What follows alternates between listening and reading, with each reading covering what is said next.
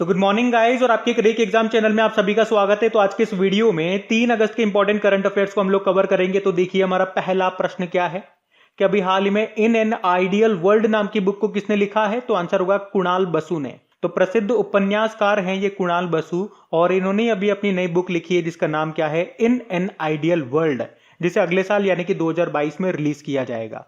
तो पुस्तक और उसके लेखक का नाम याद रखना। बाकी अशोक लवासा जानते हो ना कौन है ये, वर्तमान में एशियन डेवलपमेंट बैंक में वाइस प्रेसिडेंट है। अभी इन्होंने भी एक बुक लिख दी। कौन सी बुक है? An ordinary life portrait of an Indian generation, ये नाम याद रखना। बाकी बिमल जालान आरबीआई के पूर्व गवर्नर रह चुके हैं। कौन सी बुक लिखी है? The Indian story. और अमर्त्य सेन, बड़ा इंपॉर्टेंट नाम है। इनको इंपॉर्टेंट क्यों बोलता हूं मैं बार बार, क्योंकि ये भारत के पहले व्यक्ति हैं जिन्हें अर्थशास्त्र का नोबेल पुरस्कार मिला था। और कब मिला था? 1998 में। और भारत का सर्वोच्च नागरिक सम्मान भी इनको मिल चुका है 1999 में। अभी इन्होंने भी एक बुक लिखी है, इसीलिए इनका नाम इंपॉर्टेंट है। होम इन द वर्ल्ड नाम से। एक अमिताभ घोष का नाम भी याद रख लो, द लिविंग माउंटेन नाम से बुक लिखी थी इन्होंने। और सबसे इंपॉर्टेंट नाम याद रखो। चलो मैं पहले प्रश्न पूछूंगा आपसे, उसका आप उत्तर देना। तो बताओ इंटरनेशनल बुकर प्राइज अभी किसको मिला था?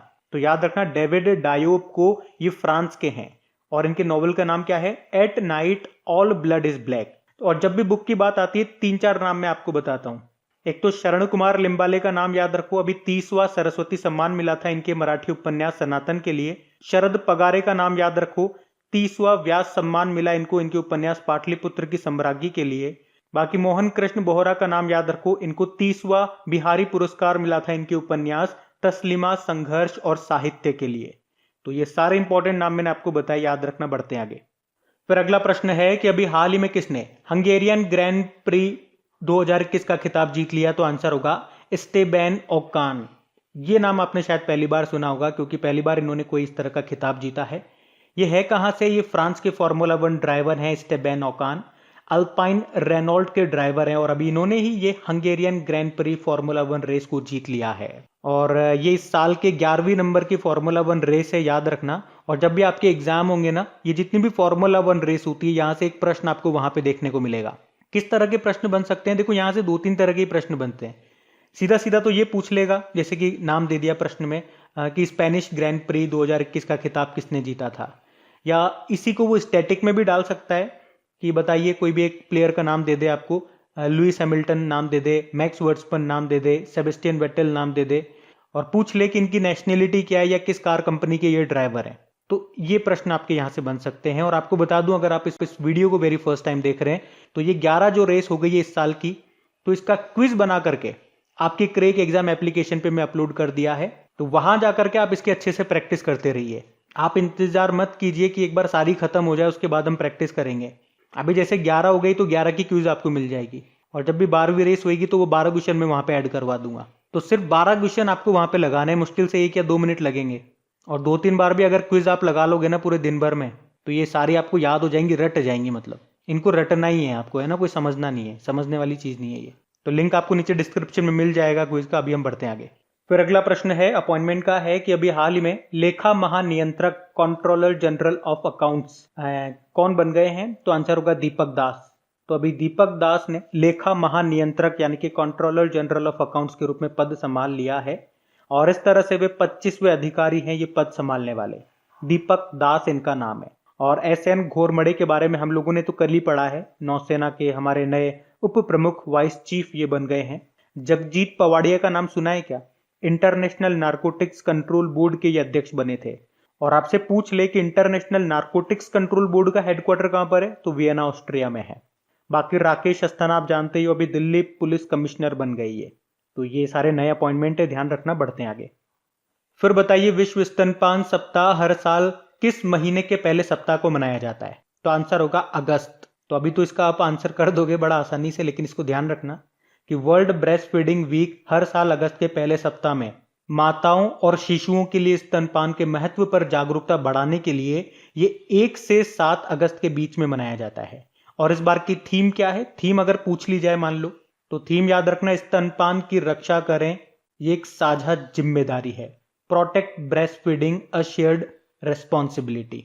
अच्छा, अभी 1 अगस्त को हमने डे भी मनाया था, कौन सा? मुस्लिम महिला अधिकार दिवस, मुस्लिम वुमेन राइट्स डे, तो वो भी ध्यान रखना है। बढ़ते हैं आगे।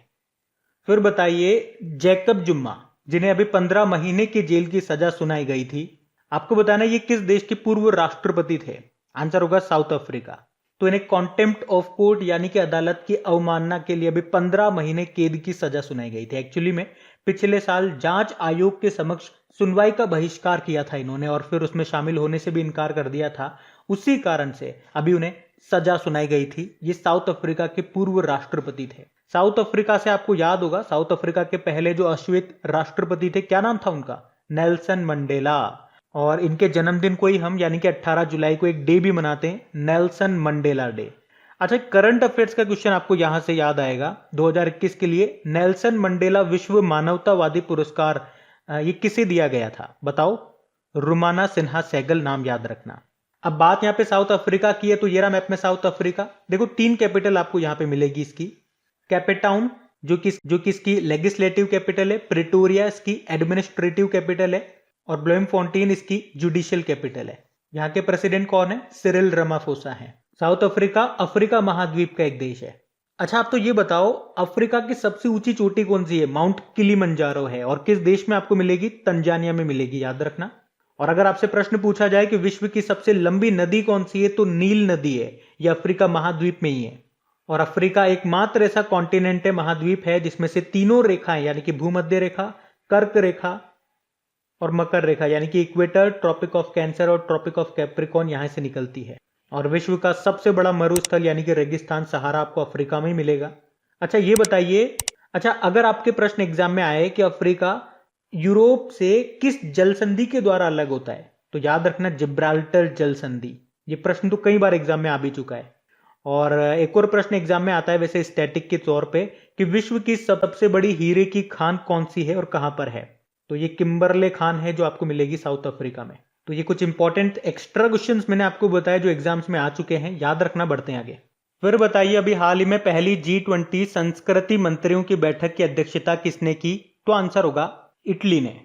तो G20 देशों की संस्कृति मंत्रियों की पहली बैठक थी, ये कहां पर हुई? रोम, इटली में हुई है। वैसे आप जानते हो 2021 में G20 देशों की अध्यक्षता कौन कर रहा है? इटली कर रहा है।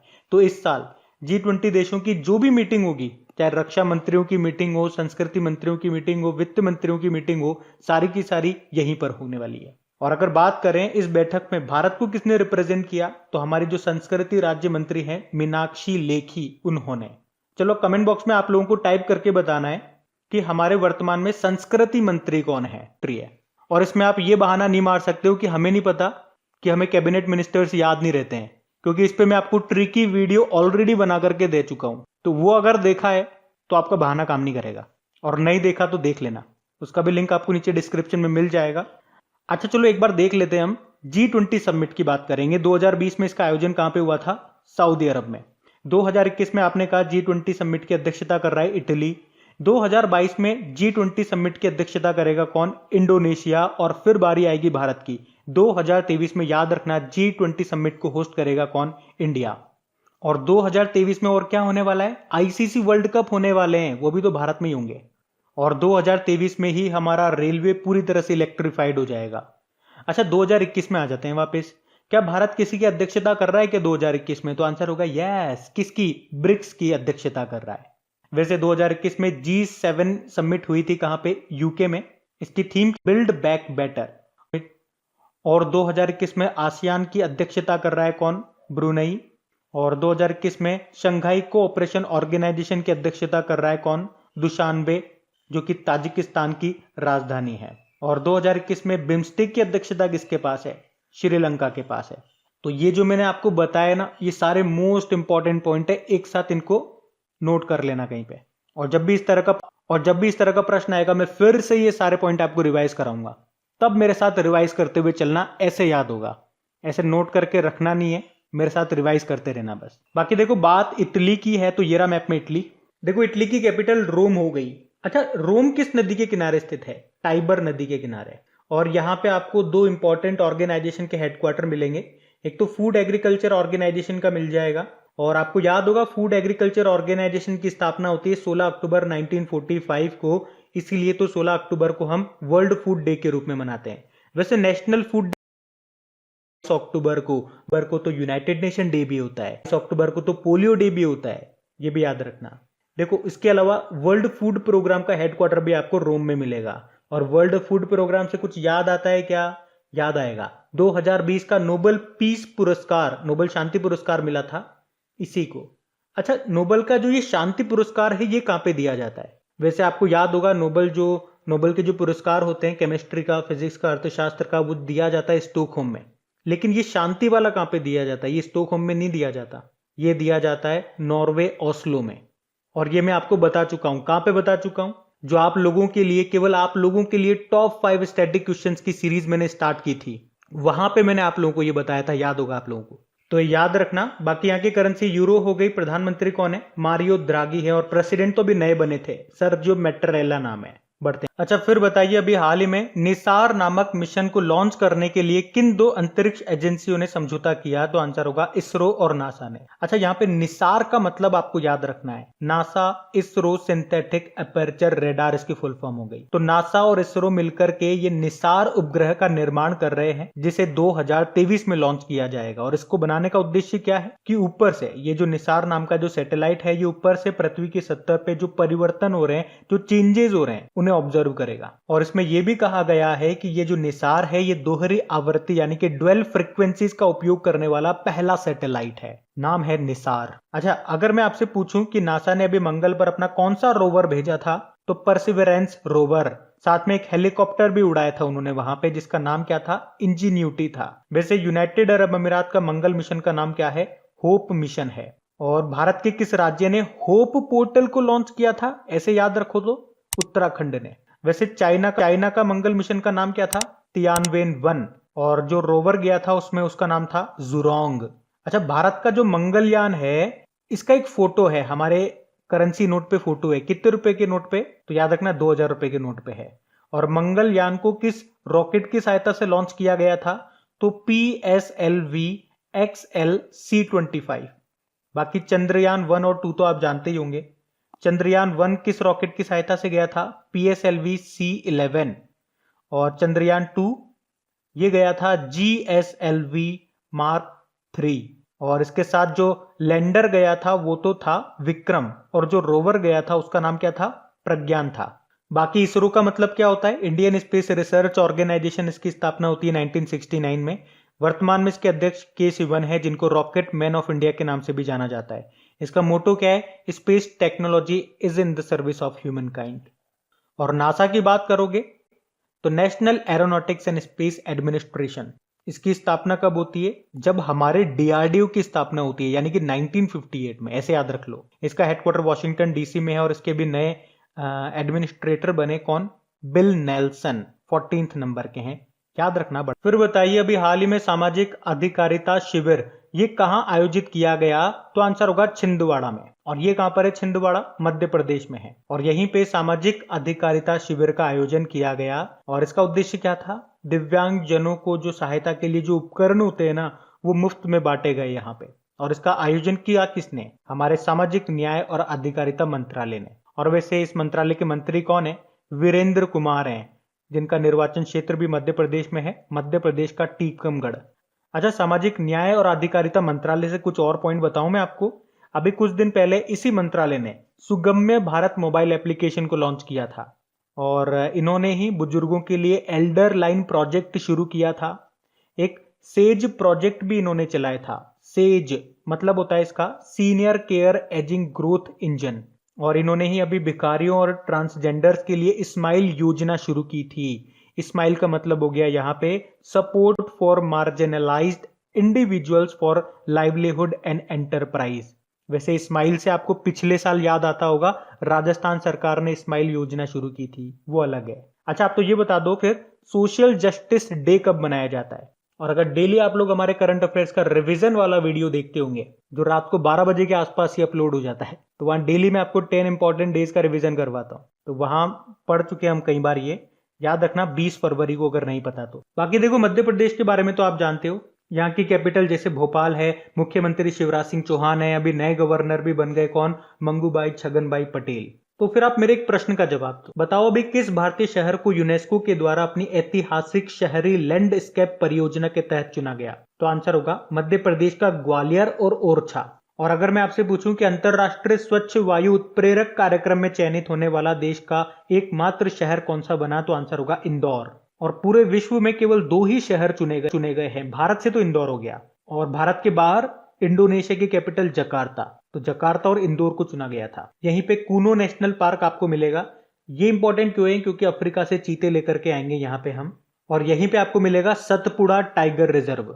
और ओमकारेश्वर बांध, ये भी इंपॉर्टेंट है, ये भी आपको मध्य प्रदेश में मिलेगा, नर्मदा नदी पर बना हुआ है। और इसी नदी पर धुआंधार जलप्रपात भी आपको मिलेगा, तो ये भी ध्यान रखना। बढ़ते हैं। फिर बताइए अभी हाल ही में जो बाइडेन ने किस भारतीय अमेरिकी को अंतरराष्ट्रीय धार्मिक स्वतंत्रता राजदूत के रूप में नामित किया? तो आंसर होगा राशिद हुसैन को। तो अमेरिकी राष्ट्रपति हैं जो बाइडेन, कौन से नंबर के? 46 नंबर के। और उन्होंने अभी एक भारतीय अमेरिकी राशिद हुसैन को अंतरराष्ट्रीय धार्मिक स्वतंत्रता के लिए एम्बेसडर एट लार्ज के रूप में नामित किया है। और वे इस पद पर आने वाले पहले मुस्लिम व्यक्ति हैं। बाकी सीमा नंदा भारतीय अमेरिकी नागरिक हैं जिनको अभी अमेरिकी श्रम विभाग के सॉलिसिटर के रूप में चुना गया। भव्या लाल नासा की कार्यवाहक प्रमुख बनी थी। और तरनजीत सिंह संधू अमेरिका में भारतीय राजदूत हैं, एम्बेसडर हैं। अच्छा, उल्टा पूछ लूं तो मैं, और अभी तो करंट अफेयर्स का ये पार्ट भी है, मतलब कि अमेरिका ने अभी भारत में किसे अपना एम्बेसडर अपॉइंट किया था? तो आंसर होगा एरिक गारसेटी को। और इसी तरह से कुछ और अपॉइंटमेंट मैं आपको बताता हूं। जैसे कि अगर आपसे पूछा जाए अमेरिकी सेना की प्रथम महिला सचिव कौन बनी? क्रिस्टीन वर्मथ। अमेरिका के अटॉर्नी जनरल कौन बने? मैरिक गारलैंड बने। अमेरिका के पहले अश्वेत रक्षा मंत्री कौन बने? लॉयड ऑस्टिन बने। और अभी अमेरिका के विदेश मंत्री जो भारत की यात्रा पर अभी भी थे, जिन्हें सेक्रेटरी ऑफ स्टेट बोला जाता है वहां पे, उनका नाम है एंथोनी ब्लिंकन। और अमेरिका की पहली महिला फाइनेंस मिनिस्टर कौन है? जेनेट येलेन है। तो ये नाम ध्यान रखना। बढ़ते हैं आगे। फिर बताइए अभी हाल ही में एलआईसी ने किस बैंक के साथ रुपे क्रेडिट कार्ड ल्यूमाइन एक्लेट को लॉन्च किया है? तो आंसर होगा आईडीबीआई। तो अभी एलआईसी कार्ड सर्विसेज लिमिटेड ने रुपे प्लेटफॉर्म पर ल्यूमाइन प्लेटिनियम क्रेडिट कार्ड और एक्लाइट सेलेक्ट क्रेडिट कार्ड लॉन्च करने के लिए अभी आईडीबीआई बैंक के साथ समझौता किया। अभी आरबीआई ने, आपको याद होगा, रिटेल डायरेक्ट योजना शुरू की थी। फेडरल बैंक अभी इसने फेडी नाम से artificial intelligence powered virtual assistant को लॉन्च किया था। और एचडीएफसी बैंक ने डॉक्टर को श्रद्धांजलि देने के लिए सलाम दिल से पहल शुरू की थी। अच्छा, एलआईसी के अध्यक्ष कौन है? एमआर कुमार है। हेडक्वार्टर इसका मुंबई में है। अभी एलआईसी ने ही आरोग्य रक्षक स्वास्थ्य बीमा योजना को शुरू किया था। और आरोग्य से आपको याद होगा एसबीआई ने हेल्थ सेक्टर को मदद देने के लिए आरोग्यम हेल्थ केयर बिजनेस लोन को लॉन्च किया था। अच्छा, चलिए आप तो एक प्रश्न का जवाब दीजिए कि आपको याद होगा बजट में इंश्योरेंस सेक्टर में एफडीआई की जो सीमा है उसको 49% से बढ़ा करके कितना कर दिया था? ये बताइए आप तो। बढ़ते आगे।